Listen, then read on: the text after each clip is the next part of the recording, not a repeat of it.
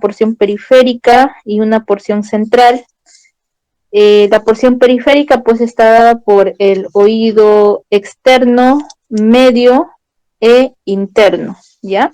Y la porción central vendría a ser los nervios, ¿no? Las neuronas que vienen del nervio cócleo vestibular u octavo par craneal, que van dirigidas hacia los núcleos cocleares y vestibulares que se encuentran en el tronco encefálico, y eh, las vías centrales auditivas que se dirige hacia la corteza cerebral, ¿ya? Respecto a la anatomía del oído externo, el oído externo se compone por dos porciones, el conducto auditivo externo y el pabellón auricular. Entonces, vamos a empezar con el pabellón auricular. Esta vendría a ser una estructura fibrocartilaginosa que está recubierta por pliegues, por piel. Y como pueden ver, tiene varios repliegues, ¿no? O relieves. Un momentito, por favor. Ya. Tenemos una porción cartilaginosa principal que es la eh, concha del pabellón auricular o concha auricular, ¿no? Que es esta concavidad que se encuentra en la porción central del pabellón. Y esta tiene la función de captar el sonido del medio externo y la dirige hacia el conducto, ¿no? En el orificio externo del conducto se encuentra otro relieve, que es el trago. Y frente al trago se encuentra el antitrago. Entre estas dos estructuras se encuentra la escotadura intertrágica, la que le da la forma a la oreja propiamente dicha, ¿no? El pabellón, es el hélix, ¿no? Que tiene una cabeza y una cola. A nivel de la cola y internamente se encuentra otro relieve, que es el antihélix, ¿no? Que tiene una forma de Y, tiene dos ramas, una superior y otra inferior, y entre esas dos ramas está la fosita triangular o fosita navicular, ¿ya? Entre esta fosita navicular, la concha auricular y el trago son relieves o son partes cartilaginosas muy importantes, porque de aquí nosotros obtenemos el injerto de cartílago para las timpanoplastías, ¿ya? Ese es el armazón cartilaginoso. Debajo van a encontrar el óvulo, y el óvulo es tejido celular subcutáneo que está recubierto por piel, perdón. Entonces, aquí hay una diferencia entre una pericondritis y una celulitis, ¿no? Si una pericondritis se denomina a una inflamación o flogosis del pabellón cartilaginoso, mientras que una celulitis es la inflamación del tejido celular subcutáneo, es decir, van a haber signos de flogosis a nivel del lóbulo, y esto se puede extender hacia el cartílago, ¿no? Entonces, de esa manera se puede diferenciar una pericondritis de una celulitis. Eh, Respecto al pabellón auricular, esta tiene una gran inervación sensitiva por cuatro nervios principalmente, ¿no? El nervio trigémino o quinto par craneal, el facial, ¿no? Esta zona amarilla que la conocemos con zona de Ramsay-Hunt, ¿no? Donde lo característico de la enfermedad de Ramsay-Hunt por compromiso del par craneal 7 es por la aparición de vesículas ampollosas, ¿no? A nivel de esta área del conducto auditivo externo también, que es sumamente doloroso y es debido al virus herpes zóster, ¿no? También participan en la inervación el plexo cervical y el décimo par craneal, ¿no? Lo mismo ocurre en el conducto auditivo externo, participa la inervación sensitiva, el nervio trigémino, el plexo cervical, el facial y el décimo par. Esto hace que una otitis externa sea muy dolorosa. Sea muy dolorosa. Buenos días. Un momentito, por favor. Sí, doctora, sí se observa. Ya. Listo. Ahora, respecto al conducto.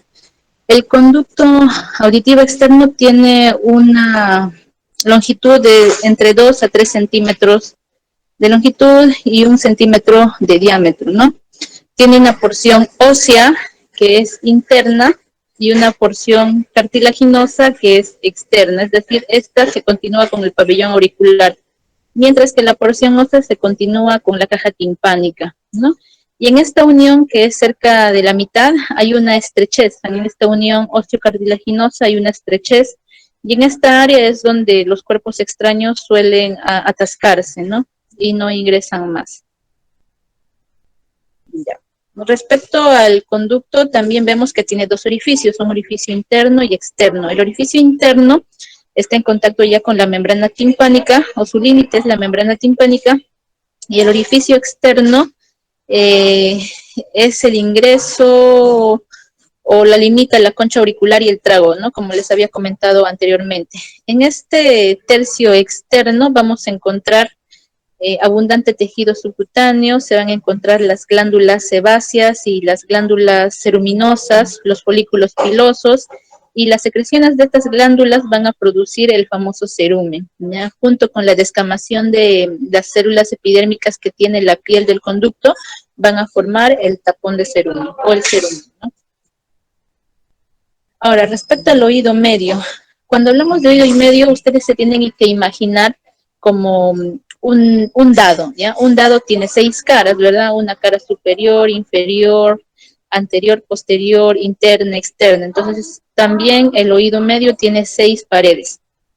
Una pared superior o tegmentaria, ¿no? Es una finísima capa ósea, a veces dehiscente, que está en contacto ya con el cerebro, ¿no? Con el lóbulo temporal. Entonces, cualquier alteración, lisis, fractura, etcétera, etcétera, de esta pared va a producir lesiones cerebrales, ¿no? Como abscesos cerebrales, ACVs, meningoencefaloceles, etcétera, ¿no? La pared inferior o también yugular, porque limita con la yugular, ¿no? La pared externa, que vendría a ser la membrana timpánica, la interna o laberíntica, porque aquí ya está en relación con el laberinto, ¿no? La cóclea, el sistema vestibular, el nervio facial, su porción timpánica y el conducto semicircular lateral. Entonces, cualquier lesión de esta pared, pues nos puede dar vértigo, por ejemplo, si es que se lesiona el conducto semicircular lateral, y parálisis facial si hay una lesión del nervio facial, ¿no? De este lado. E hipoacusia si es que hay una lesión del promontorio, ¿no? El promontorio es la prominencia de la primera vuelta de la cóclea hacia el oído interno. Luego, la pared anterior o carotidia, ¿no? O tubárica también se le conoce. ¿Por qué? Porque aquí tiene relación con la arteria carótida y la trompa de Eustaquio. Y la pared posterior, que estaría dada por las celdas mastoideas, ¿no? Parte del hueso temporal. Siguiente. La membrana timpánica, les mencioné que esta vendría a ser la pared externa de la caja timpánica, ¿no? Eh, Voy a mencionar algunas partes. Se puede ver un relieve muy importante que es el mango del martillo y la rama larga la rama corta del martillo, ¿no? Entonces, por delante se observa el ligamento tímpano-malleolar anterior y por detrás el ligamento tímpano-malleolar posterior. Entre estos dos ligamentos encontramos la pars flácida y el resto de la membrana timpánica vendría a ser la pars tensa. ¿Cuál es la diferencia entre estos dos? La membrana timpánica, es decir, la pars tensa, tiene 3 capas. Una capa externa que se continúa con el tejido epidérmico de la piel del conducto, una capa intermedia o fibrosa, que es la más gruesa entre las 3, y una capa interna que se continúa con la mucosa de la caja timpánica, ¿ya? Estas 3 capas se encuentran en la pars tensa, mientras que en la pars flácida tenemos solamente 2 capas, la capa interna y la externa, y la que le hace falta es la intermedia. Entonces, como esta es una zona más delgada, tiene menor resistencia, ¿no? En cambio, la capa media le da mayor resistencia a la pars tensa, ¿no? Por lo tanto, la pars flácida está propensa a lesionarse, ¿no? Como por ejemplo las retracciones, las perforaciones, aquí se pueden, o pueden ser el origen de un colesteatoma. La capa media va a tener un repliegue muy grueso a nivel de reborde timpánico, ¿no? Que se le conoce como anillo de Herlach. Ya, esto es lo que ya les expliqué, eso lo leen en su casa. Eh, el contenido de la caja timpánica está dado por los huesecillos, los ligamentos y algunos nervios, ¿no? La cadena osicular está conformada por el martillo, que tiene un mango, cuello, la apófisis lateral y anterior y cabeza del martillo, ¿no? Que se va a articular con el yunque a través de la articulación incudo-malleolar. El yunque está compuesto por un cuerpo, una apófisis descendente o apófisis larga con una apófisis lenticular que se va a articular con el estribo, ¿no? A esto se le conoce como articulación incudo-estapedial. Y el estribo, que tiene una cabeza y dos cruras, una crura anterior y una crura posterior, las cuales tienen en común la platina, ¿no? Y la platina que se va a adosar a la ventana oval del oído interno, ¿no? Dentro también tenemos los nervios, el nervio de la cuerda del tímpano, ¿no? Que es una rama del nervio facial y básicamente sería eso, ¿no? Otra estructura importante de la caja timpánica son las celdas mastoideas. La más importante es el antro mastoideo porque es una cavidad neumatizada, única, la más constante entre todas y es la más grande entre todas, ¿no? Y alrededor del antro mastoideo encontramos múltiples celdillas mastoideas que también deben estar neumatizadas. La trompa de Eustaquio. La trompa de Eustaquio es una estructura muy importante. Se debe conocer la fisiopatología a detalle. Eso lo voy a mencionar el día miércoles en la siguiente clase, ¿no? Y consta de dos partes. También tiene una porción ósea que está en conjunción con la pared anterior del oído medio y una porción fibrocartilaginosa que está en relación con la cara lateral de la rinofaringe. Es vertical, tiene una angulación de 45 grados con una horizontal aproximadamente. ¿Y para qué sirve, no? Esta nos ayuda a la función de aireación del oído medio, es decir, el aire que viene de las vías respiratorias en la rinofaringe se dirige hacia el oído medio y las secreciones del oído medio, los trasudados, se van a dirigir hacia la trompa de Eustaquio, descienden por gravedad hacia la rinofaringe, ¿no? Entonces, esto nos ayuda a mantener presiones internas adecuadas. Si no funcionaría bien la trompa, pues la consecuencia es de presentar presiones negativas que con el tiempo traen patologías, ¿no? Como la otitis media serosa, las otitis seroadhesivas, las perforaciones timpánicas, la formación de colesteatomas, etcétera. Entonces, eso con respecto al oído medio. Con respecto al oído interno, el oído interno está constituido por una cápsula ósea o laberinto óseo que aloja en su interior al laberinto membranoso, ¿no? Entonces, el laberinto óseo está compuesto por tres partes. El caracol, que está en la porción anterior, el vestíbulo que se encuentra en el centro y los conductos semicirculares, que son tres, se encuentran atrás, en la porción posterior.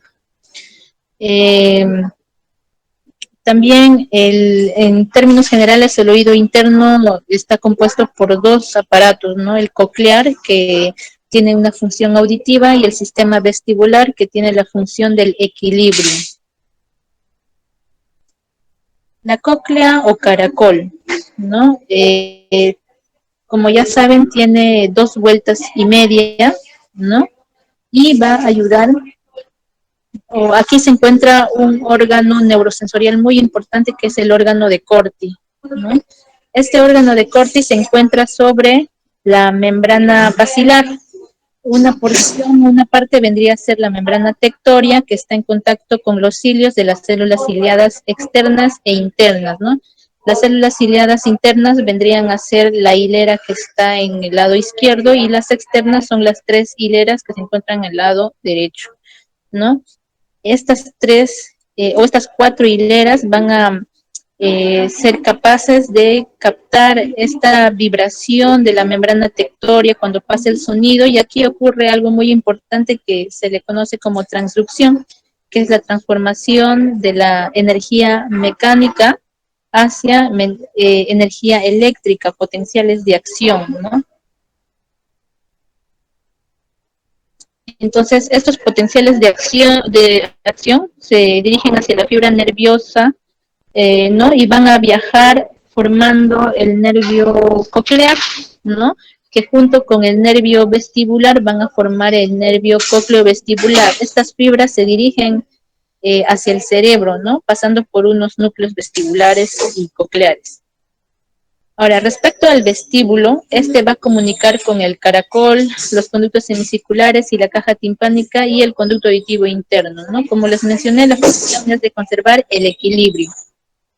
El vestíbulo óseo presenta orificios para los conductos semicirculares, es el comienzo del caracol, también en contacto con el acueducto del vestíbulo, la ventana oval y ventana redonda que se puede ver aquí en la imagen de la izquierda.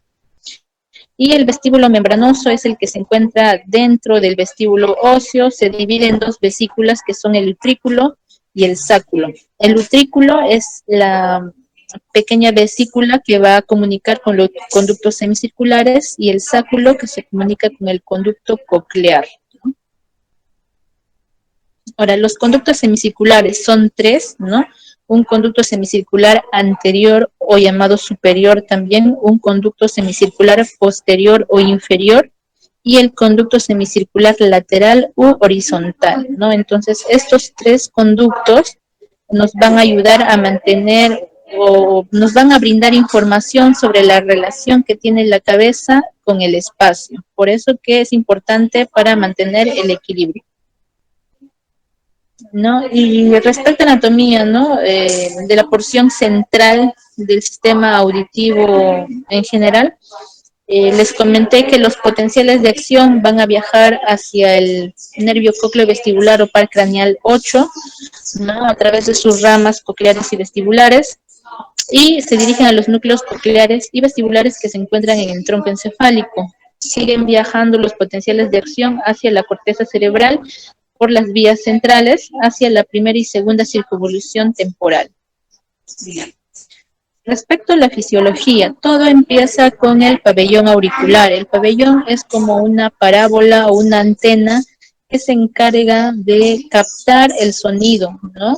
Este sonido se dirige hacia la concha auricular. La concha, debido a su concavidad determinada, va a dirigir este sonido hacia el conducto auditivo externo. La función del conducto es de dirigir y amplificar el sonido que se dirige hacia la membrana timpánica. Y la membrana timpánica, gracias a su rigidez y plasticidad, va a comunicar o va a transmitir este sonido hacia el mango del martillo, ¿no? Estas vibraciones van a ser dirigidas por toda la cadena osicular, ¿no? La cadena se va a mover en forma de palanca, transmitiendo el sonido hacia la platina del estribo, ¿no? Y la platina también dirige el sonido, estas vibraciones, hacia los líquidos endolinfáticos de la cóclea o del oído interno. Entonces, esta información, esta vibración de los líquidos endolinfáticos, dependiendo si el sonido es grave o agudo, van a alcanzar una distancia que estimula al órgano de Corti que se encuentra en todas estas 2 vueltas y medias que tiene la cóclea, ¿no? Al estimular el órgano de Corti, se produce la transducción, que es la transformación de la energía mecánica que tuvimos hasta el oído medio, y es aquí donde se transforma en potenciales de acción o una energía eléctrica, ¿no? Esto se le conoce como transducción. Esta energía o potencial de acción se transmite hacia los nervios, que ya les mencioné, y se dirigen hacia la corteza cerebral para ser procesada e interpretada. Ya, listo. Entonces, esto es respecto hacia el oído. Ahora, el sistema respiratorio, ¿no? Principalmente la nariz. La nariz tiene un esqueleto óseo y un esqueleto cartilaginoso. El esqueleto óseo está formado por los huesos propios de la nariz, las apófisis ascendentes del hueso maxilar, la apófisis frontal, ¿no? Del hueso frontal, ¿no? Y la porción cartilaginosa está formada por los cartílagos laterales superiores y los cartílagos laterales inferiores, o también llamados alares, ¿no?, que van a formar las alas propiamente dichas de la pirámide nasal. Y dentro tenemos el septum. El septum también tiene una porción ósea y cartilaginosa que vamos a ver más adelante. Las fosas nasales son dos, tienen forma de trapecio, ¿no? Tiene un orificio anterior, otro posterior, una pared superior, pared inferior, una pared externa y una pared interna. A ver, un momentito. Ya. Entonces, vamos a describir la pared superior o techo de las fosas nasales, que está conformado por la porción nasal del hueso frontal, la lámina cribosa del etmoides y la cara anterior del cuerpo del esfenoides, ¿no? La pared externa está formada por los cornetes, el cornete inferior y el hueso etmoidal. El hueso etmoidal contiene el cornete medio, superior y el supremo. La pared interna estaría dada por el tabique y el suelo o piso de las fosas nasales por dos huesos. El hueso maxilar, que está por delante, ¿no? Y el hueso palatino, que está por detrás. Esta pared interna, como les comenté, es el tabique. Y el tabique está conformado por tres estructuras. Por delante, el cartílago septal, que tiene una forma cuadrangular, como pueden ver, y dos huesos importantes que por arriba vendría a ser la lámina perpendicular del etmoides y por debajo y atrás el hueso vómer, ¿ya? Entonces, estas tres estructuras forman las fosas nasales. Ahora, los cornetes. Como les mencioné, el cornete inferior es un hueso único, es un hueso independiente, es el más grueso entre todos los cornetes. Está recubierto por mucosa que es muy vascularizada, la cual si crece mucho, ¿no? Vamos a percibir como congestión nasal, ¿no? Y cuando disminuye el volumen de la mucosa, se permeabiliza las fosas nasales. Lo mismo ocurre con los otros cornetes, ¿no? Y los otros cornetes forman parte del hueso etmoidal, es decir, el cornete medio, superior y supremo en algunos pacientes. Debajo del cornete inferior tenemos un meato, el meato inferior, y aquí va a drenar una estructura que es el conducto nasolagrimal, es decir, las lágrimas drenan en este meato. El cornete medio, que forma parte del etmoides, ¿no? A veces tiene una disposición anatómica diferente, que es la concha gulosa, la cual está formada por dos láminas óseas y en su interior hay aire, es decir, está neumatizada, ¿no? Y muchas veces se puede, o forma como una sinusitis, ¿no? O sea, este espacio neumatizado se puede llenar por secreción y puede ocasionar molestias en el paciente. Debajo tenemos el meato medio, quienes aquí se va a drenar las secreciones del seno frontal, las células etmoidales anteriores y el seno maxilar. El cornete superior también es parte del etmoides, ¿no? Y aquí van a drenar los senos etmoidales posteriores. También se encuentra un receso esfenoetmoidal donde drena el seno esfenoidal, ¿no? Listo. Respecto a la vascularización, está dada por la carótida externa y por la carótida interna. Y el plexo de Kieselbach, que es muy importante, ¿no? Está formada por 5 ramas de estas dos grandes arterias, ¿no? Como por ejemplo la labial superior, que es rama de la arteria facial, la palatina descendente y la esfenopalatina, que son ramas de la arteria maxilar interna, ambas van a ser ramas de la carótida externa. Y la carótida interna tiene una rama que es la oftálmica, y de aquí tenemos dos ramas, la etmoidal anterior y el etmoidal posterior. También forman parte del plexo de Kieselbach. O sea, el plexo de Kieselbach es un enmarañado de estructuras vasculares que se encuentran en la porción anterior de la nariz, y cuando ésta se lesiona o sangra, pues producen las epístasis anteriores, que son las más frecuentes, cerca de un 80-90% de las epístasis, y son las que se controlan generalmente con un taponamiento anterior, ¿no? También se conoce como área de Little, mientras que las epístasis posteriores se dan por el plexo de Woodruff. Esta está formada por un enmarañado proveniente de la arteria esfenopalatina. Ocasionan las epístasis posteriores y son las más difíciles de controlar, ¿no? Incluso se tiene que ir a sala de operaciones para hacer un clipaje de esta arteria, ¿no? Y son las menos frecuentes, entre un 5 o 10%. La inervación es similar, está dado por el nervio oftálmico, el nervio maxilar y el nervio etmoidal, que son ramas del trigémino. Respecto a la fisiología de la nariz, ¿no? Tiene una función respiratoria, tiene una función eh, olfatoria, de resonancia, tiene una función inmunológica también. Vamos a ver cada una de ellas. La función respiratoria, aquí lo más importante es el acondicionamiento del aire inspirado. ¿Qué cosa es el acondicionamiento del aire? Es la humidificación y el calentamiento y filtrado del aire, ¿no? O sea, estas tres características debe tener el aire que nosotros inspiramos hacia los pulmones. ¿Y cómo se logra esto? A través de las resistencias nasales. ¿Y dónde encontramos estas resistencias? En la válvula nasal, que se da en un 70%, y en las áreas turbinales o en los cornetes, que se da en el 30%, generalmente en el cornete inferior, ¿no? Estas resistencias, ¿qué cosa hacen, no?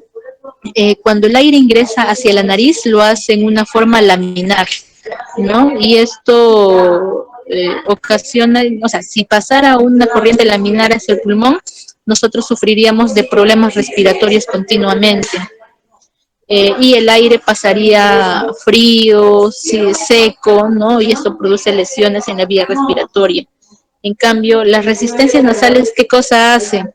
Es de producir o convertir este flujo laminar en un flujo, en un flujo, ay, qué término me olvidé.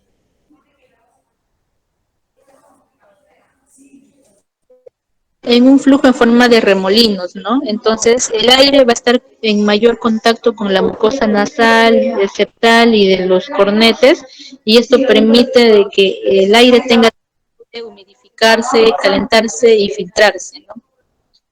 Entonces, esa es la función de la nariz. También otra función es la del ciclo nasal, en el cual una fosa nasal se congestiona y con la otra vamos a respirar tranquilamente y después, o sea, son ciclos de congestión y descongestión alternante de las fosas nasales. Y estos periodos van a durar aproximadamente 30 minutos hasta 4 horas, ¿no? Pero esto va a variar dependiendo del clima, de la edad, de la postura, etcétera. Respecto a la función defensiva, aquí nosotros en la mucosa tenemos el NALT, que es el tejido linfático asociado a la mucosa nasal, ¿no? Donde se van a producir inmunoglobulinas. El moco secretado también, aparte de estas inmunoglobulinas, van a contener lisocimas, lactoferrina, interferón, que son sustancias que nos protegen de virus, bacterias o noxas que ingresan en la vía respiratoria, ¿no? Aparte, las células caliciformes o otras estructuras que tenemos en la mucosa son las células caliciformes, que son glándulas mucosas. También otra agente importante es la actividad ciliar, es decir, los cilios del tejido mucoso, los cuales van a permitir el transporte adecuado de las secreciones del moco de la nariz, ¿no? Y la función fonatoria o la de resonancia, ¿no? La nariz va a permitir o ayuda a la resonancia de la voz por nuestras cavidades neumatizadas, que son los senos paranasales. Y la función olfatoria, que es la principal, ¿no? Es por esta función que nosotros vamos a poder percibir los olores, ¿no? Esta mucosa olfatoria no se encuentra en toda la nariz, no solamente se encuentra en esta área celeste que pueden observar, Tiene un área aproximadamente de 200 milímetros cuadrados que se encuentra en el techo de la fosa nasal y parte de la pared externa de las fosas nasales, ¿no? Entonces aquí vamos a encontrar las terminaciones nerviosas olfatorias que viene del bulbo olfatorio, ¿no? Que es parte del par craneal 1. Y respecto a la faringolaringe, la faringe vendría a ser una estructura músculo-cartilaginosa, ¿no? Tiene tres porciones, una rinofaringe, una nasofaringe que se encuentra superior. En la parte central se encuentra la orofaringe o bucofaringe y en la parte inferior la hipofaringe que ya tiene relación con la laringe. El anillo de Waldeyer es una estructura anatómica muy importante que es un conjunto de tejido linfoideo que se encuentra en la faringe, ¿no? Y está formado principalmente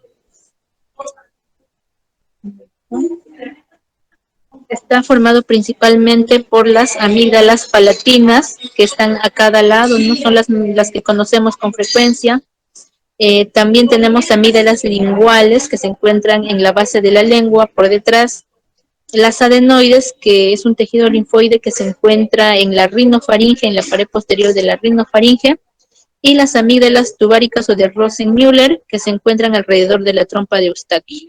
Entonces, como el gráfico se observa, ¿no? Forman un círculo, pero en estas uniones también tenemos gran cantidad de tejido linfoideo, por eso que se le conoce como un círculo.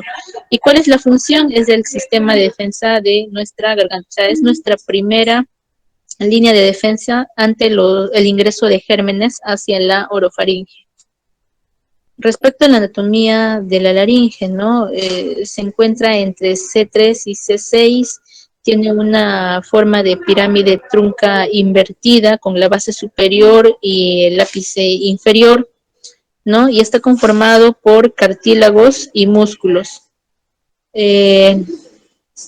Otro componente también es el óseo, que la da el hueso hioides, y el cartílago la da 9 cartílagos. 3 cartílagos pares y 3 cartílagos impares, y la conexión de estos cartílagos se les conoce como, o sea, se da por unos músculos que se les llama músculos intrínsecos, perdón. Ya, entonces son 9 cartílagos, 3 pares y 3 impares. Los 3 impares vendrían a ser tiroides, cricoides y epiglotis, ¿ya? Mientras que los 3 pares serían aritenoides, corniculados y cuneiformes. Los aritenoides se encuentran por encima del cartílago cricoides, ¿no? El corniculado que se ubica sobre las aritenoides y el cuneiforme que se encuentra en el espesor de los repliegues ariteno-epiglóticos. Esos son los pares, ¿no? El cartílago tiroides tiene una forma de escudo o también de libro abierto, ¿no? Esta forma de libro tiene una angulación que es mucho más aguda en el caso del varón. En el varón mide unos 90 grados y como es tan agudo hace que las cuerdas vocales sean más largas y gruesas. Entonces, es debido a que esta anatomía, el hombre tiene una voz mucho más grave, ¿no? En cambio, en la mujer, esta angulación es cerca de 120 grados, o sea, tiene una mayor angulación. Esto hace que las cuerdas vocales sean más delgadas y más pequeñas, por eso que nuestra voz es mucho más aguda. El cricoides tiene pues una forma de anillo de sello, ¿no? Y esta va a estar por debajo de tiroides y encima de este cartílago se encuentran las aritenoides. El cartílago epiglotis tiene una forma de peciolo o pétalo que se encuentra por delante de las cuerdas vocales. ¿Y qué función tiene? Es la función de proteger proteger la vía aérea inferior, es decir, la tráquea, los bronquios, etcétera, ¿no? ¿Cómo las protege? Durante la deglución, los alimentos van a ser dirigidos por la epiglotis hacia el esfínter esofágico superior del esófago, ¿ya? Entonces, de esta manera, los alimentos no van a llegar hacia la vía aérea. Ya, entonces, los músculos laríngeos intrínsecos, ¿no? Son los músculos que van a conectar a estos 9 cartílagos. Tienen una función abductora y una función aductora. El único músculo que tiene función abductora, es decir, el de abrir las cuerdas vocales, es el crico aritenoideo posterior, y los demás músculos tienen la función aductora, es decir, cierran o acercan las cuerdas vocales para la fonación, ¿no? Sería el tiro aritenoideo, el interaritenoideo, el crico aritenoideo lateral y el crico tiroideo. En cambio, el sistema abductor lo que va a permitir es la respiración. Bien. Respecto a la inervación, está dado por el nervio vago o décimo paracraneal a través de sus dos ramas, el laringio superior y el laringio inferior o recurrente. ¿Ya? Son ramas del nervio vago. A ver, el nervio laringio recurrente tiene una función eminentemente motora, es decir, produce la abducción y aducción de las cuerdas vocales, ¿ya? Mientras que el nervio laringio superior tiene una función sensitiva, es decir, va a dar la sensibilidad de toda la mucosa de la laringe, pero hay un ramo, un único ramo que es el músculo o el nervio cricotiroideo, el que tiene función motora, es el único, y tiene la función abductora.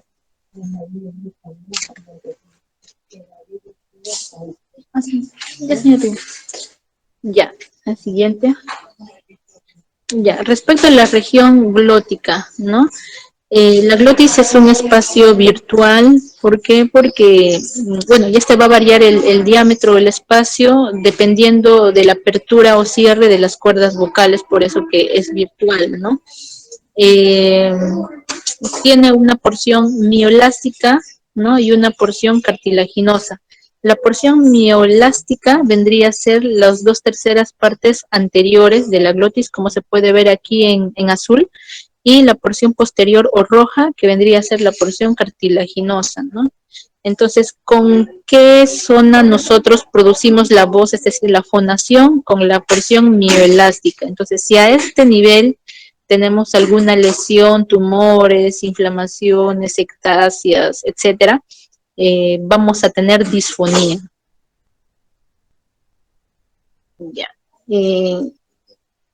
Bueno, estas porciones blanquecinas, nacaradas, vendrían a ser las cuerdas vocales, que dependiendo de su apertura o cierre, se puede observar la glotis, ¿no? En el gráfico de la derecha se encuentra la glotis. Ya, por delante tenemos la epiglotis, por detrás tenemos la aritenoides que se encuentra sobre el cartílago cricoides, ¿no? Ahora, los ligamentos que unen la aritenoides con la epiglotis se llama repliegue ariteno-epiglóticos. Aparte tenemos otros relieves, ¿no? O pliegues, el pliegue gloso-aritenoideo, ¿no? Que se encuentran lateralmente, es decir, el pliegue que va desde la base de la lengua hacia el aritenoides, ese es el lateral, y otro pliegue gloso-epiglótico, ¿no? Entonces, entre estos dos pliegues, el gloso epiglótico y el ariteno o gloso aritenoideo van a formar las valléculas, ¿no? Que son áreas donde se puede observar los cuerpos extraños, la acumulación de secreciones, etcétera. Y por detrás del aritenoides, en relación con la pared posterior de la hipofaringe, tenemos otro espacio virtual que es el esfínter esofágico superior, ¿no? Es decir, la entrada hacia la vía digestiva. Ahora, la función de la laringe, ¿no? Tiene varias funciones. La función respiratoria, porque por aquí va a ingresar el aire hacia las vías respiratorias inferiores, es decir, hacia los pulmones. La función fonatoria, que es principal, ¿no? Con esta podemos fonar o se produce la voz, y la función de deglución, ¿no? Si aquí se altera la función de la laringe, nosotros vamos a tener disfagia, o sea, problemas para deglutir. Entonces, ¿cómo se da este proceso de fonación o producción de la voz?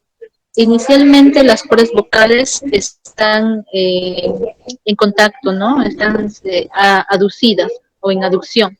Debajo de estas cuerdas vocales encontramos una presión subglótica, ¿no? Y esta presión va incrementando eh, con el tiempo y esto va a permitir que se aperturen las cuerdas vocales poco a poco.